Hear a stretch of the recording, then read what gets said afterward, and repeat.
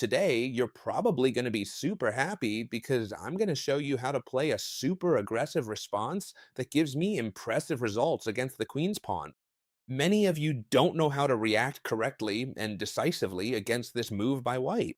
And I'm going to show you in this video how to do it so you can start winning a lot of games. We'll start with an aggressive response that will sound familiar, but it's nothing like what you know. Let me explain. The first move is e5, but it's nothing like the typical gambit. It's true that we've refuted this typical gambit even on this channel, right? You take here, then with the knight, with the queen, we give check. I'm sure most of you know all this, but that's not what this is about. Let me explain. Chess teacher, why are you giving away this pawn? Very easy, because when they capture it, it's true our opponent will have an extra pawn, but now what we're going to do is play d6. So we're telling them, you have an extra pawn, and also, if you want, you can take this other pawn. Therefore, you already have that pawn secured. In fact, that's what they're going to do, because if not, we're going to capture and they won't have any advantage, right? And when they capture and have two pawns, we'll recapture with the bishop. Conclusion? We're a pawn down, correct. We've given it away completely, but in exchange, we have some super easy attack lines that will be very simple for you to memorize. Look, the plan is as follows. First of all, what do we want to do? Move these pieces from the queen side, okay? Develop knight, bishop, and queen from the queen side to be able to castle long. This is the first thing you have to get into your head. I want to develop this to castle long. Perfect. So I don't really care what my opponent does. That's one of the most important reasons, right? For example, if you play knight f3, just to say something, okay? What am I going to do? Develop the queen side first. For example, knight c6. How do I know what order I should use? Well, you can use whatever order you want. Normally, since they don't have direct attack motives, you'll have plenty of time to keep developing. If they let you, I recommend that this bishop comes over here to attack the knight. If they don't let you, it's okay, but I'd say it's the ideal position. All right, let's see. What can our opponent do here? Well, once again, they can make 1,001 moves. Let's assume they play, for example, knight c3. It would also be possible for them to move the pawn to develop the bishop. I don't care. What am I going to do? I'm going to develop this bishop. You're letting me put it here? I'm going to put it there because it's the position where I like to have this bishop the most. What are we threatening over here? Well, we're threatening the following. If you now develop, for example, this other bishop, I'm going to take, doubling the pawns. And this is positive for me. Normally, they don't let their pawns get doubled, and for example, they play e3, so that now we do capture queen for bishop, and they don't double pawns, and we've given up the bishop pair for nothing, right? What are we going to do? Castle long. Okay, chess teacher, but where do I put the queen? Because there are several options here. Queen d7, queen e7, f6, right? Well, look, I recommend you place this queen on e7 so they don't get too clever trying to open the center. So we always have an eye on the central pawn, okay? That queen would also be fine, for example, on f6, yeah? Maybe not on d7, maybe not on d7, because we want to keep the queen's file open. And you'll see why, because when we castle long, this file will be occupied by the rook, and will have very direct attacks. You'll see that this strategy is very easy to follow, and especially from now on, white is going to get into serious trouble. I'll tell you one thing, if you like these kinds of videos, since I hadn't uploaded this type in a few days, leave me a big like, okay? If you leave a like, I'll see that you guys like these videos too. Very well, and now what? We've developed the queen? Well, they can do anything. For example, bishop e2 is what I see most to get out of the pin. And if you've been paying attention, what are we going to do? Obviously, castle long. Very good, chess teacher. When you explain these situations, what I see is this. I can develop the pieces, like you say, but then my opponent doesn't do what you say, and then I don't know how to continue. Relax, relax. I'll show you what to do if they make a serious mistake here. There's a serious mistake I find here, especially with those players who only play online, who only focus on their own thing, they've developed their pieces, and now they castle. Well, castling here would be a huge mistake that would lose the game, because we have the discovered attack on the queen from the rook. So here, simply, we must move the bishop, we do it with a check, and then we'll take the queen. You see it, right? But usually here, more experienced players realize this and don't castle. Well, just so you know, whenever you have this discovery, if this bishop can move with a check, you're gonna win the queen. Not only if they castle. For example, if they move this knight here, well, also, although this would be a mistake, right? But it's an example, you'd give check and win the queen, right? Very well. So here, if they don't castle, the best thing would maybe be to play bishop e2, right? They develop a bishop, and not only that, but they also ensure that this queen isn't hit by a discovered attack. Very well, chess teacher. And now what do I do? Well, they haven't fallen into any traps. Good. That's the good thing. They haven't fallen into any traps. Why? Because we know what to do. We have our pieces ready to launch an attack on the opponent's castled position, and we're always going to start with the same move. Once we have everything developed, queenside castled, and they haven't fallen for any traps, we go for the queenside. At some point, obviously, they'll have to castle, because if the king stays in the center, we'll start pushing pawns and opening things up here, and a king in the center is, of course, extremely easy to punish. In fact, if I remember correctly, yesterday we uploaded a class specifically in the academy to show how to punish the king in the center when they don't castle, okay? For those of you in the academy, I recommend you watch it, okay? All right, let's carry out this attack. Our opponent here can do several things, right? The most common thing they'll do is this. They'll castle. Yeah? For now, our attack doesn't look promising, and while it might seem a bit scary to have the king castled because an attack is being launched, it would still be much more dangerous to keep the king in the center. There's no doubt about it. Very well. Now, many of you are probably wondering the following. Can't they kick out our bishop with a move like h3? Let's take a look, because this is extremely interesting. For example, they castle and we play knight c6. It's important. Don't leave your last piece undeveloped. It's always right to have all your pieces ready for the attack, right? What happens if they play h3?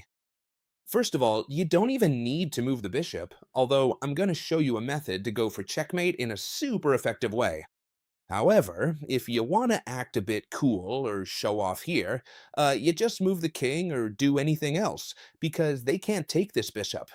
Because if they take this bishop, we'd take back with the pawn, the knight has to move, and I don't care where it goes, because all I have to do is jump in with the knight and enter with the queen, and this checkmate would be practically unstoppable, okay? In other words, this bishop here is practically untouchable. However, I'm going to show you a way to go after your opponent. We don't really care if they fall for the trap or not. For example, my question is, how can I go and attack the castled king? Well, it occurs to me, for example, to bring this queen over here, and with the queen and the bishop, attack for checkmate. But of course, now this knight prevents my most powerful piece, which is the queen, from joining the attack. So, what am I going to do? An extremely simple but effective move, I eliminate the knight. It's that simple. Bishop takes knight, bishop takes bishop. And this always works. You'll see that you can always carry out this attack. And now I bring in the queen. Remember, whenever this bishop moves and you have a discovered check, you can win the queen, right? And many of you will ask, look, chess teacher, yes, you're threatening checkmate, but it's very easy to stop. Actually, we're not just looking for a checkmate that our opponent won't notice, but what we're doing is forcing them to weaken themselves. In this case, the only way to stop the checkmate is this: advance the pawn.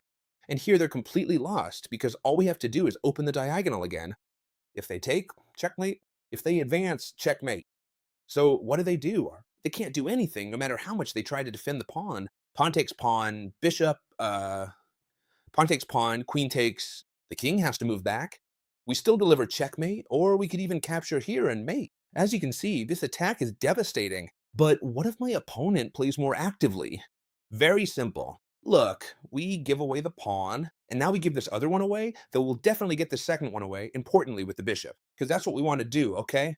To have this bishop here ready to go to either the king side or the queen side. And now, what's our plan? Develop the queen side however you like. For example, knight to c6. You come with the bishop to attack, right? It's always better here if they let us, although it's rare for them to play this little move right away, which would annoy us a lot. Then our bishop could come out this way, but I never run into that. So the bishop is fine around here. But what happens if they play actively and come to attack us? Very well. Simple. Many here are surely thinking, of course, for example, from the white side, right? Of course, I'm attacking the queen. If they pin with the knight, I can keep pressing, and this is dangerous. The thing is, of course, since we want to castle long, we don't mind playing f6. We're attacking the bishop, and now we'll simply continue with our plan. Queen to e7 to castle long. And on top of that, they're hurting themselves a bit because we'll be able to keep attacking this bishop with the pawns and gaining time, remember? If they castle short, this position is wonderful for us because it's the same as before, but gaining tempi with these pawns. Very, very well. Well, at some point, they're going to have to play e3 to develop the bishop. Otherwise, they won't be able to develop their pieces, and then we continue with our plan. It's true. If you just memorize the moves by heart, now you're gonna feel lost because, of course, the knight went here, and now what? No, no, no, no, no, no. Simple. Remember the plan, okay? What was our plan? Castle long, develop pieces, and now try to attack. Simple. For example, before chess teacher told me the bishop went to e2, but they put it on d3 for me, what happens? Nothing. Nothing happens. We just understand. Why was the bishop going to e2? To avoid pins from our own bishop, right? If it went to e2, the good thing was that we had discovered attacks with the rook. For example, if it comes to d3, the good thing is that this pin is much stronger, and for example, we can play knight to e5, adding fuel to the fire. You see it, right? And now this knight is being attacked quite a bit. They have two options, either pull back the bishop again, which would be the same as before, and with extra tempi, so we'd be much better off. Or they do the most logical thing, saying, fine, if they want to break my pawn structure on the king side a bit, I'll castle on the queen side. You might run into this too, and the same thing would happen to you again. Oh, chess teacher, they're doing something you didn't tell me about. In your little trap, in your opening, let's say, in your gambit, you wanted to attack the king castled short, but what if they want to castle long? Easy. We have our weapons well placed to attack both flanks. We have the attack on the king side. We reposition our bishop now for the queen side. And as you can see, this bishop that's way out in China can't come back. You see it, right? It can't come back to defend. Therefore, here, if we want, we can double the pawns on the king queen side as well. What have we achieved here? They can't castle on the king side and they can't castle on the queen side. Why? Because they've been too clever for their own good. If they castle short, we open up here. If they castle long, we open up here.